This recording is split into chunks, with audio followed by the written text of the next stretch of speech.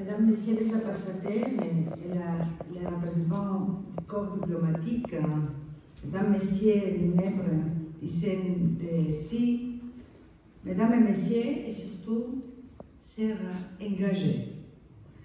Je suis vraiment contente de vous retrouver et d'acter avec vous le lancement de notre stratégie société civile et engagement citoyen.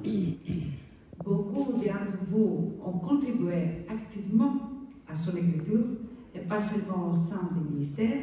Alors voilà, je voulais vous remercier toutes et tous pour votre contribution. Ce travail collectif dit déjà quelque chose. Il témoigne de la relation qui existe entre l'État et la société civile et vise à la consolider. Je vais le dire ici, le soutien aux sociétés civiles est un pilier essentiel de notre politique étrangère.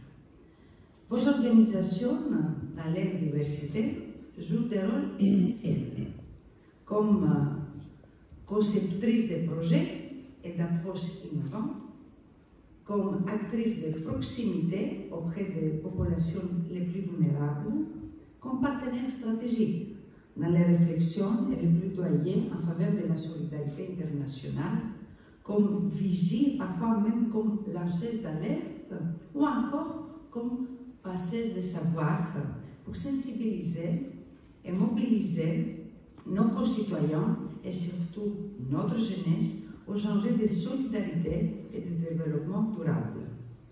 C'est pour ces raisons que les ministères, nos ambassades et nos opérateurs travaillent au quotidien avec vous. C'est pour ces raisons que nous pouvons qualifier aussi notre diplomatie de diplomatie des sociétés civiles. C'est aussi pour ces raisons que nous sommes attachés au caractère non gouvernemental de vos organisations et surtout à ces implications: indépendance, liberté d'initiative, liberté d'expression et liberté d'action. Votre indépendance, c'est le cœur de votre identité et de votre efficacité. Mais aujourd'hui, cette indépendance est menacée dans de nombreux pays où nous observons un rétrécissement inquiétant de l'espace public et des marges d'action des ONG. Et je vais en profiter pour renouveler l'engagement indéfectible de ces ministères et des gouvernements pour la défense d'un environnement favorable aux acteurs de la société civile partout dans le monde. Et je vais personnellement saluer les dévouements, le professionnalisme et les sacrifices des femmes et des hommes qui se mobilisent au sein de ces organisations, souvent dans des contextes très difficiles. Mais au-delà de ces constats, je voulais vous dire aujourd'hui que vous êtes au cœur de nouveaux partenariats internationaux que nous voulons construire avec nos pays partenaires. Comme l'a présenté le président de la République il y a quelques jours, nous souhaitons passer d'une logique d'aide à une logique d'investissement solidaire et partenarial. Et ce n'est pas seulement que nous souhaitons, c'est la demande surtout de nos partenaires. Cela implique de renforcer et d'appuyer l'action des organisations de la société civile locale. C'est déjà le cas pour le suivi du sommet de Montpellier, puisque nous avons mis en place dans chaque pays un comité de suivi des recommandations afin d'échanger et d'agir ensemble. Nous le faisons par exemple aussi quand on a lancé la création de la Fondation de l'innovation pour la démocratie. Ces initiatives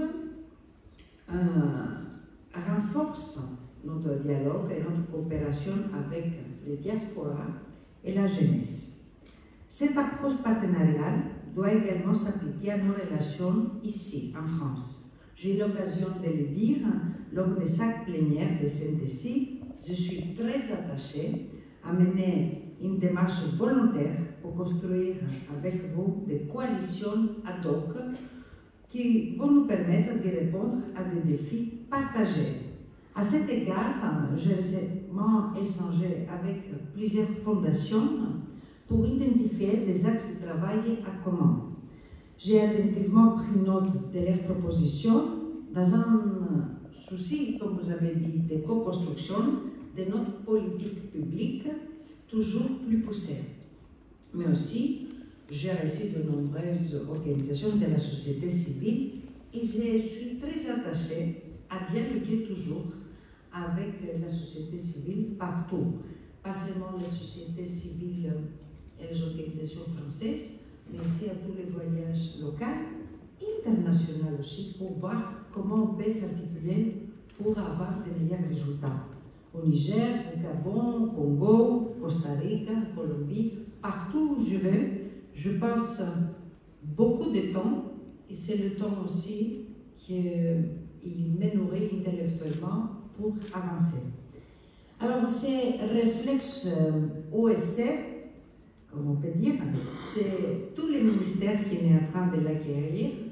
À compter de la rentrée prochaine, toutes les ambassadrices et tous les ambassadeurs nommés rencontreront au moins une organisation de la société civile française avant le départ pour échanger sur les enjeux dans leur futur pays de résidence.